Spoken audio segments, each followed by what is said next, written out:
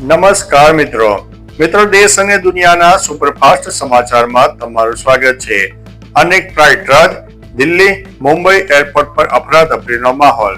ગઈકાલે દિલ્હી, મુંબઈ, હૈદરાબાદ સહિત અનેક શહેરોમાં ઇન્ડિગોની ફ્લાઇટ રદ થવાથી એરપોર્ટ પર મુસાફરોને ભારે હાલાકીનો સામનો કરવો પડ્યો।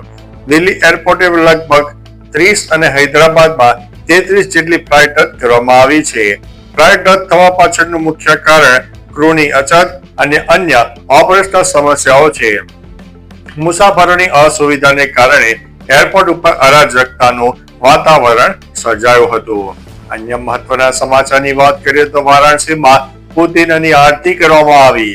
રશિયાના વ્લાદિમીર પુતિનની ભારત મુલાકાતને પગલે ઉત્તર પ્રદેશના વારાણસીમાં લોકોએ તેમનું ઉષ્માભર્યું સ્વાગત કર્યું છે। સ્થાનિક લોકોએ પુતિન માટે ખાસ આરતી કરી અને ઉત્સાહ સાથે સ્વાગત માર્ચનું આયોજન કર્યું હતું। પુતિનનું વિમાન દિલ્હીમાં ઉતરે તે પહેલા જ આ રીતે તેમનું સ્વાગત કરવામાં આવ્યું। બપોર બાદ પુતિન દિલ્હી પહોંચી ગયા હતા। અન્ય મહત્વના સમાચારની વાત કરીએ તો ગામડાઓમાં હાંસી પાત્ર બનતા તલાટીઓ, શ્વાન પકડવાની કામગીરીનો સામે વિરોધ।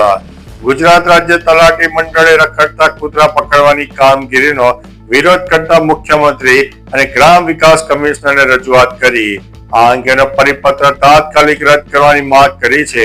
તલાટી મંડળનું કહેવું છે કે આ કામગીરી પશુપાલન વિભાગની છે અને તલાટીઓ પાસે આ માટે જરૂરી તાલીમ, સાધનો કે માર્ગદર્શન નથી। વધુમાં આ કામગીરીને કારણે તલાટીઓ અને ખાસ કરીને મહિલા તલાટીઓ ગામોમાં હાસ્યનું પાત્ર બની રહ્યા છે। અન્ય મહત્વના સમાચારની વાત કરીએ તો ઉત્તર ભારત થરથર ધ્રુજ્યું, હવામાન વિભાગે આપી છે તીવ્ર ઠંડીની ચેતવણી। ભારતીય હવામાન વિભાગ દ્વારા ઉત્તર ભારતમાં તીવ્ર ઠંડી અપાયો છે। રાજસ્થાન, મધ્યપ્રદેશ, પંજાબ, હરિયાણા અને ઉત્તર પ્રદેશમાં તાપમાનનો પારો 10 ડિગ્રીથી નીચે ગયો છે। રાજસ્થાનના સીકર અને મધ્યપ્રદેશના રાજગઢમાં લઘુત્તમ તાપમાન 7 ડિગ્રી નોંધાયું છે, જ્યારે છત્તીસગઢના સુરગુજા અને પેંડારમમાં તાપમાન કરતા ઠંડીનું એલર્ટ અપાયું છે। હરિયાણા અને યુપીમાં પણ તીવ્ર ઠંડીની આગાહી છે। અન્ય મહત્વના સમાચારની વાત કરીએ તો લાલો ફિલ્મની ટીમને પોલીસનું તેડું। રાજકોટના ક્રિસ્ટલ મોલમાં ગુજરાતી ફિલ્મ લાલોના પ્રમોશન દરમિયાન સર્જાયેલી અફરાતફરીની ઘટનામાં પોલીસે હવે કડક કાર્યવાહી કરી છે। આ કાર્યક્રમમાં અસામાન્ય ભીડ એકઠી થતા અવ્યવસ્થા સર્જાઈ હતી અને એક બાળકીનો જીવ માંડ બચ્યો હતો। રાજકોટ યુનિવર્સિટી પોલીસે મોલ મેનેજર સામે ગુનો નોંધ્યા બાદ હવે ફિલ્મના કલાકારો, પ્રોડ્યુસર અને ડિરેક્ટરને નિવેદન નોંધાવવા માટે પોલીસ સ્ટેશને બોલાવ્યા હતા। અન્ય મહત્વના સમાચારની વાત કરીએ તો અમદાવાદની હવા ઝેરી બની, એર ક્વોલિટી ઇન્ડેક્સ 223 ઉપર પહોંચી ગયો છે। અમદાવાદમાં છેલ્લા 10 દિવસથી હવાની ગુણવત્તા ગંભીર સ્તરે જોવા મળી છે। શહેરના મોટા ભાગના વિસ્તારોમાં એર ક્વોલિટી 200 પાર કરી ગયો છે। બોડકદેવમાં સૌથી વધુ 223 એર ક્વોલિટી ઇન્ડેક્સ નોંધાયો છે, જ્યારે વટવામાં 214, બોપલમાં 213, સેટેલાઇટમાં 211 એર ક્વોલિટી ઇન્ડેક્સ નોંધાયો છે। મણિનગર, સોલા, ગુમા અને ઈસ્કોન જેવા વિસ્તારોમાં એર ક્વોલિટી ઇન્ડેક્સ 200ની આસપાસ રહ્યો છે। વસ્ત્રાપુર, ઇસરો અને સાયન્સ સિટી જેવા વિસ્તારોમાં પણ એર ક્વોલિટી ઇન્ડેક્સ 180 થી 200ની વચ્ચે છે। અન્ય મહત્વના સમાચારની વાત કરીએ તો તાત્કાલિક ટિકિટ માટે હવે ઓટીપી ફરજિયાત છે। ભારતીય રેલવે તત્કાલ ટિકિટના કાઉન્ટર બુકિંગમાં ગેરરીતિ રોકવા માટે મોટો નિર્ણય લીધો છે। હવે તત્કાલ ટિકિટ કન્ફર્મ કરવા માટે પેસેન્જરના મોબાઈલ પર ઓટીપી વેરીફાઈ કરવો પડશે। આ નવી સિસ્ટમ ટૂંક સમયમાં દેશભરમાં લાગુ થશે। આ ઉપરાંત ટ્રેનના ચાર્ટ તૈયાર કરવાનો સમય 4 કલાકથી વધારીને 8 કલાક વહેલો કરવામાં આવશે।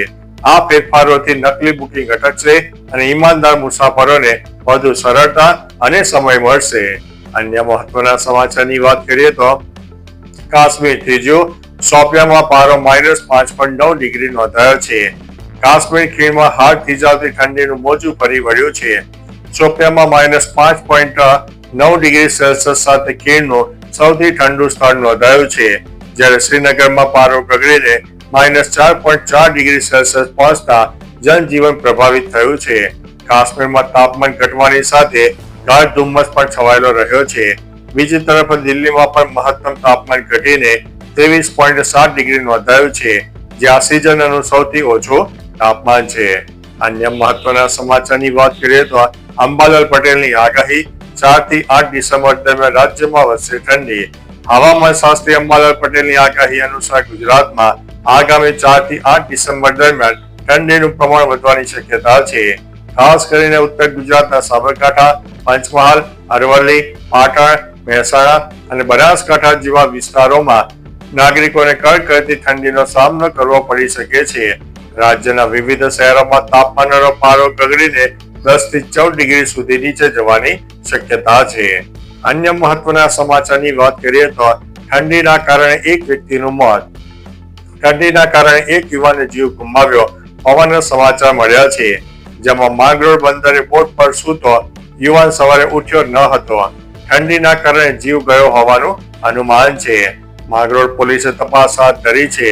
મૃતક ગીર સોમનાથના રામેશ્વરનો રહેવાસી છે. બીજી તરફ ગિરનાર પર સૌથી વધુ ઠંડી નોંધાઈ છે. તાપમાન 8.9 ડિગ્રી સુધી નોંધાયું છે. ઠંડા પવનને કારણે રોપવે સેવા બંધ કરાઈ હતી. અન્ય મહત્વના સમાચારની વાત કરીએ તો લાલો ફિલ્મ 8મા અઠવાડિયે પણ હાઉસફુલ જોવા મળી છે. ગુજરાતી ફિલ્મ લાલોએ બોક્સ ઓફિસ ઉપર મોટી સફળતા મેળવી છે.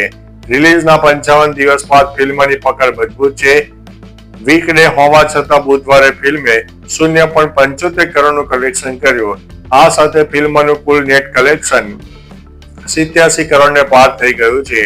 શરૂઆતના 3 સપ્તાહમાં ધીમી ગતિ બાદ ચોથા સપ્તાહથી ફિલ્મે હરણફાળ ભરતા ફિલ્મનું ગ્રોસ કલેક્શન 102.10 કરોડ અને વર્લ્ડ વાઇડ કલેક્શન 108.50 કરોડને પાર પહોંચી ગયું છે.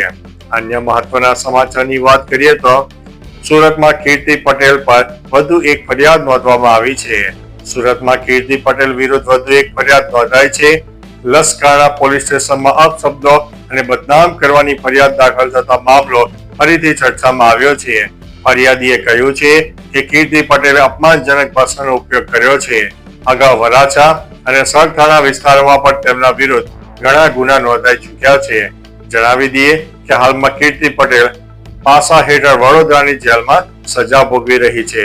અન્ય મહત્વના સમાચારની વાત કરીએ તો સરકાર વિપક્ષને વિદેશી પ્રતિનિધિ મંડળો સાથે મળવા દેતી નથી.